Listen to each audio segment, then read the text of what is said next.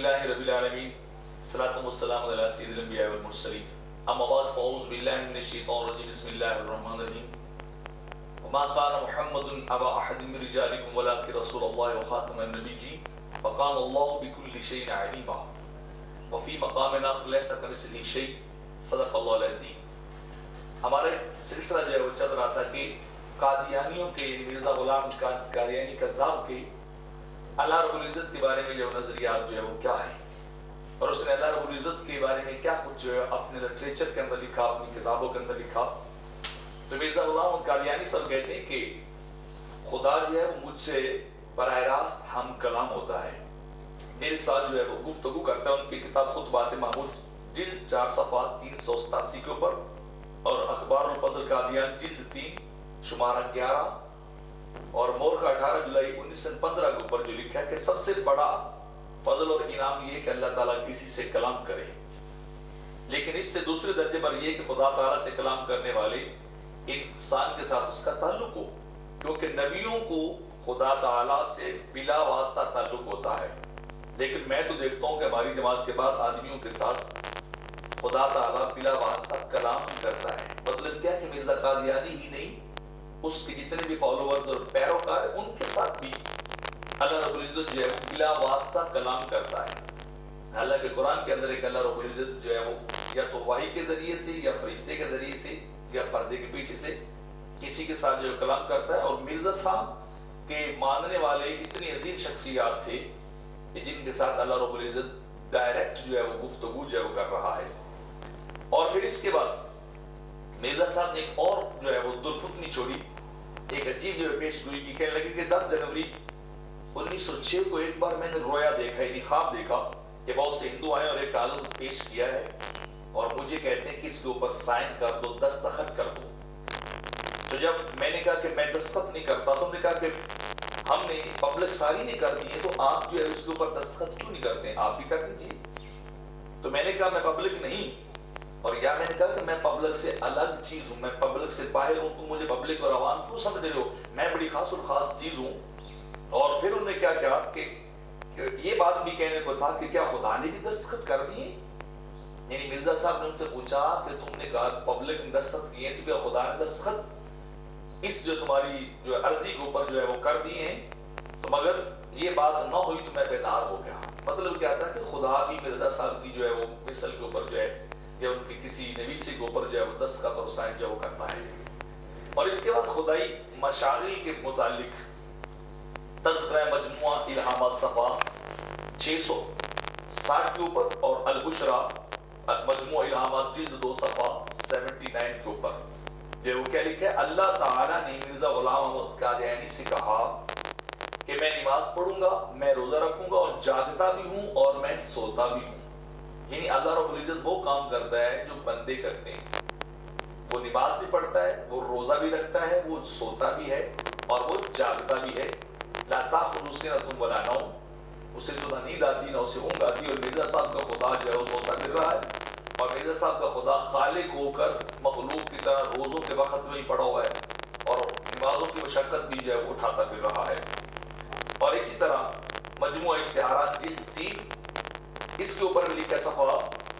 594 کے اوپر کہ خدا نے فرمایا کہ میں روزہ رکھوں گا اور افطار بھی کروں گا۔ مطلب مرزا صاحب کا خدا کھاتا پیتا بھی ہے۔ تو آپ خود اندازہ لگا لیں جیسا خدا ہوگا پھر اس کا نبی مرزا بھی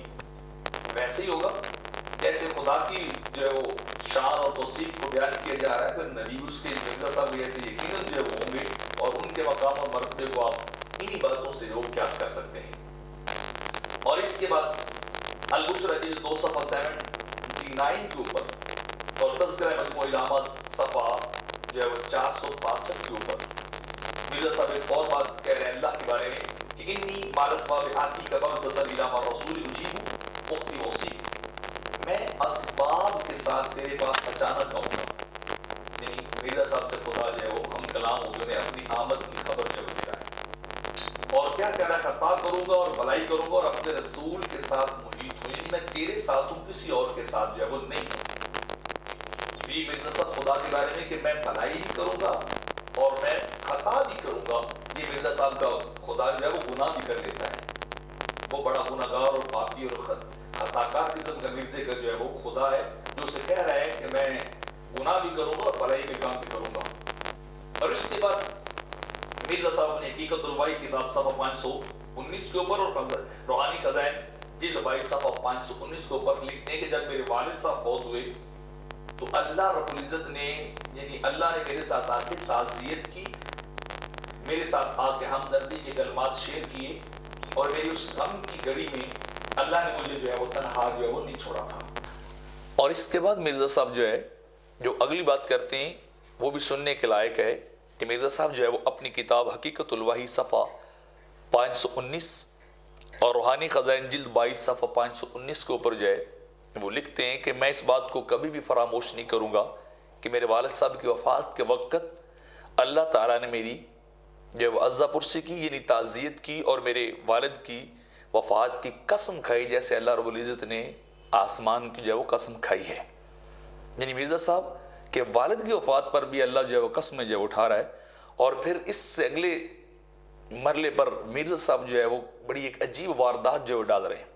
کہتے ہیں کہ جن کے اندر شیطانی روحیں جو ہیں وہ معجزن ہیں وہ میری اس بات کو نہیں مانیں گے، میری اس بات پہ تعجب کریں گے کہ یہ کیسے پاسبل ہو گیا کہ اللہ نے آ کے مرزے کے والد کی وفات پہ تعزیت کی ہو اور پھر اس کی جو قسم اٹھائی ہو۔ تو کہتے ہیں یہ اللہ کا کرم ہے، جس کو چاہے وہ اتنا مقام اور مرتبہ جو ہے وہ دے دے اور اتنا عظیم الشان کسی کے واقعے کو جو ہے وہ قرار دے دے۔ اور پھر مرزا صاحب لکھتے ہیں کہ میں دوبارہ خدا کی قسم اٹھا کر کہتا ہوں کہ یہ واقعہ حق ہے اور وہ خدا ہی تھا جو میرے ساتھ میرے والد کی تعزیت کرنے آیا تھا۔ یقیناً مرزا صاحب کے والد انگریزوں کے پٹھو تھے، جن کو آگے چل کے جو بیان میں کروں گا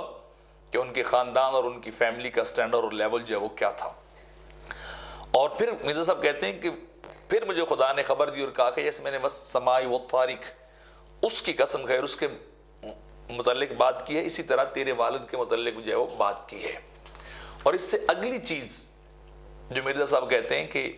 اپنی کتاب دافع البلا صفحہ 6 اور روحانی خزائن جلد 18 صفحہ 227 کے اوپر کہ بایان ربی میرے رب نے مجھ سے بیعت کی، مرزا غلام احمد قادیانی کا یہ انکشاف اور یہ دعویٰ بجائے خود جو ہے وہ ایک حیرت انگیز چیز ہے کہ رب نے مرزا صاحب کی بیعت کی، مرزا قادیانی کی، اور ان کا مرید ہوا اور ان کا متبع اور فالوور ہوا۔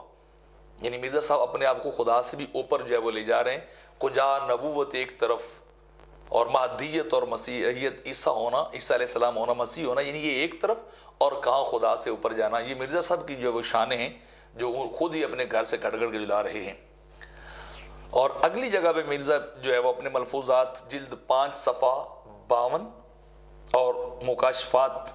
اس کے صفحہ 28 پہ 9 نمبر جلد کے اندر لکھتے ہیں کہ میں ایک دفعہ جو ہے وہ کچہری میں گیا تو اللہ تعالیٰ کو میں نے دیکھا کہ وہ کرسی کے اوپر حاکم بن کے بیٹھا اور اس کے ساتھ ایک جو وہ قاصد اور سارے رشتہ جو کھڑا ہے وہ نوکر، اور ایک مثل پڑی ہے تو گویا کہ میں دیکھ رہا ہوں خدا نے اس سے کہا کہ وہ مثل تم مجھے جو اٹھا کر دو،